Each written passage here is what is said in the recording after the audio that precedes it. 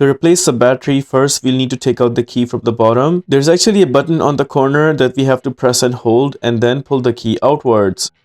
There it is. Once the key is taken out, we'll keep it aside and then use a screwdriver like this. Keep the button portion at the bottom and then we'll punch in the screwdriver in that spot to pull out the top cover. There it is. The top cover is pulled out. Once the top cover is pulled out, right there is our battery. We hold on to the battery from here and then pull it out from this corner. Just like that. That is how we take out the battery for this remote, and notice it is a CR1632 type battery. My battery is good, so I'll be installing it back, but if you have a new battery and you want to install it back, make sure the plus sign stays at the top. Then we slide it in from this end first. We make sure it's completely in from here and then press it all the way down.